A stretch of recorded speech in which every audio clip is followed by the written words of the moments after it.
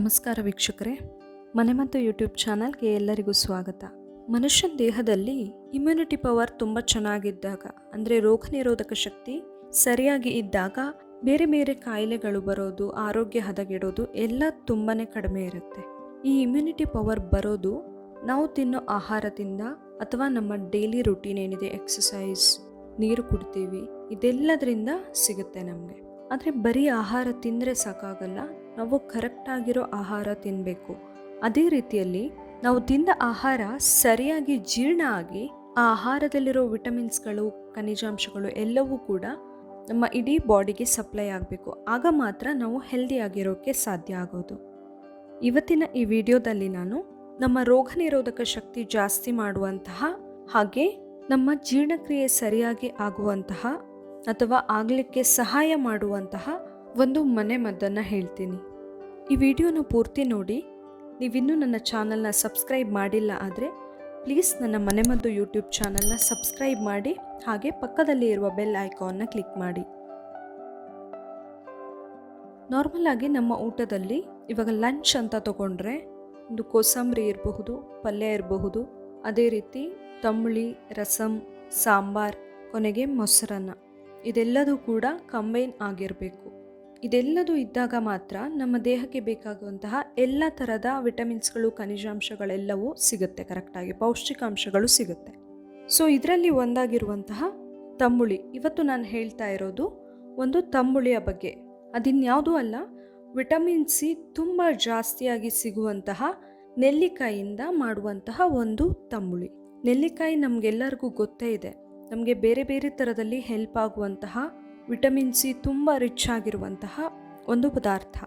ಇದರಿಂದ ನಾವು ಬೇರೆ ಬೇರೆ ಥರ ಏನೆಲ್ಲ ಮಾಡಬಹುದು, ಜ್ಯೂಸ್ ಮಾಡಬಹುದು, ಇವಾಗ ನಾನು ಹೇಳ್ತಾ ಇರೋ ಅವಾಗೆ ತಂಬುಳಿ ಮಾಡಬಹುದು, ಇಲ್ಲ ಹಾಗೆ ಕೂಡ ತಿನ್ನಬಹುದು, ಉಪ್ಪಿನಕಾಯಿ ಮಾಡ್ತಾರೆ, ಚಟ್ನಿ, ಚಿತ್ರಾನ್ನ, ನಾವು ಏನೇನಾದರೂ ಮಾಡಬಹುದು. ಸೊ ಇದನ್ನು ನಾವು ಆವಾಗ ತಿಂತಾ ಇದ್ದಾಗ ನಮ್ಮ ಇಮ್ಯುನಿಟಿ ಪವರ್ ಜಾಸ್ತಿ ಆಗೋದ್ರ ಜೊತೆಗೆ ನಮ್ಮ ಜೀರ್ಣಕ್ರಿಯೆಯು ಸರಾಗವಾಗಿ ಆಗಿ ಇನ್ನೂ ಅನೇಕ ಹೆಲ್ತ್ ಬೆನಿಫಿಟ್ಸ್ಗಳು ಸಿಗ್ತಾ ಹೋಗ್ತವೆ. ನಾರ್ಮಲಿ ನಮಗೆ ಗೊತ್ತೇ ಇದೆ, ಇದು ತುಂಬ ಒಳ್ಳೆಯದು ನಮ್ಮ ಸ್ಕಿನ್ಗೆ ಅಥವಾ ತಲೆ ಕೂದಲಿಗೆ ಎಲ್ಲ.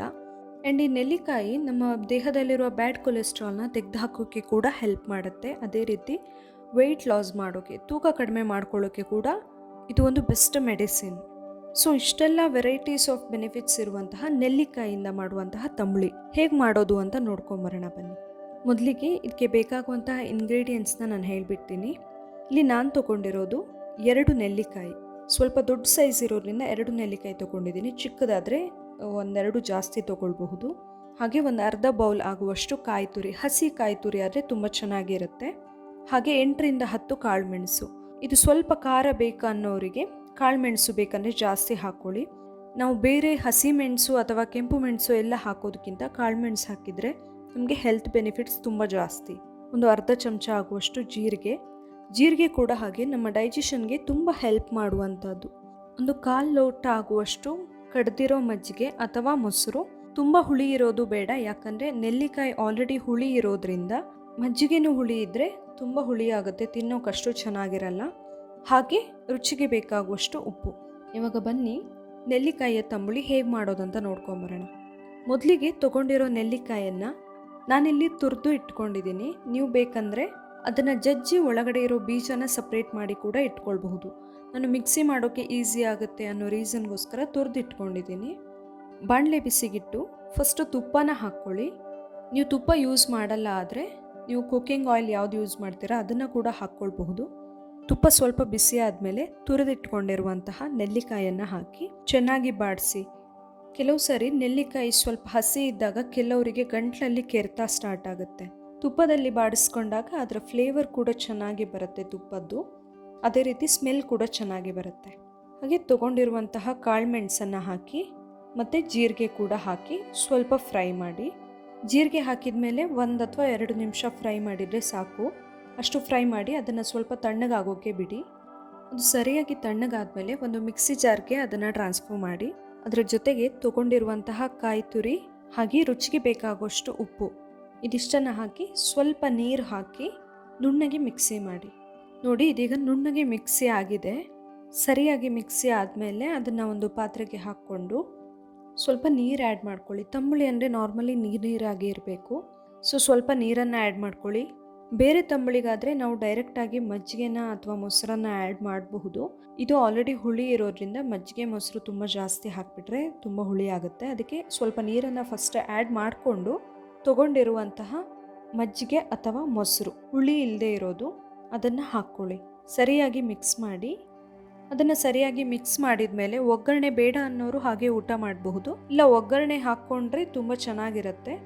ಸೊ ಒಗ್ಗರಣೆ ಮಾಡೋಕ್ಕೆ ಪಾತ್ರೆನ ಬಿಸಿಗಿಟ್ಟು ಅದಕ್ಕೆ ಸ್ವಲ್ಪ ಎಣ್ಣೆನ ಹಾಕಿ, ಎಣ್ಣೆ ಬಿಸಿ ಆದಮೇಲೆ ಒಂದು ಒಣಮೆಣಸು ಬೇಕಂದರೆ ಹಾಕ್ಕೊಳ್ಬೋದು ನೀವು ಟೇಸ್ಟ್ಗೆ.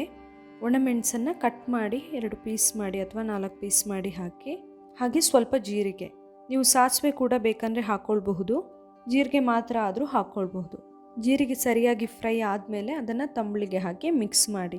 ನೀವು ಬೇಕಂದರೆ ಆ ಒಣಮೆಣಸನ್ನು ಇಮ್ಮಿಡಿಯೇಟ್ಲಿ ಪುಡಿ ಮಾಡಿ ಹಾಕ್ಕೊಂಡ್ರೂ ಕೂಡ ಸ್ವಲ್ಪ ಖಾರ ಬೇಕನ್ಸೋರಿಗೆ ಚೆನ್ನಾಗಿ ಟೇಸ್ಟ್ ಕೊಡುತ್ತೆ ಅದು.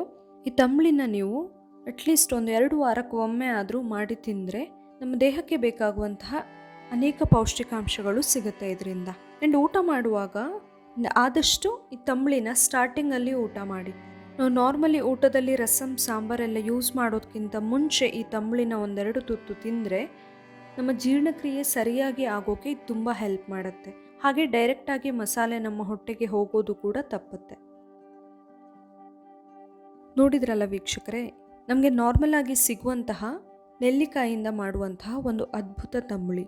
ಈ ವಿಡಿಯೋ ನಿಮಗೆ ಇಷ್ಟ ಆಗಿದ್ದರೆ ಪ್ಲೀಸ್ ನನ್ನ ಮನೆಮದ್ದು ಯೂಟ್ಯೂಬ್ ಚಾನಲ್ನ ಸಬ್ಸ್ಕ್ರೈಬ್ ಮಾಡಿ, ಲೈಕ್ ಮಾಡಿ, ಶೇರ್ ಮಾಡಿ. ಹಾಗೆ ಏನೇ ಸಜೆಷನ್ಗಳಿದ್ರು ಪ್ಲೀಸ್ ಕಮೆಂಟ್ ಮಾಡಿ.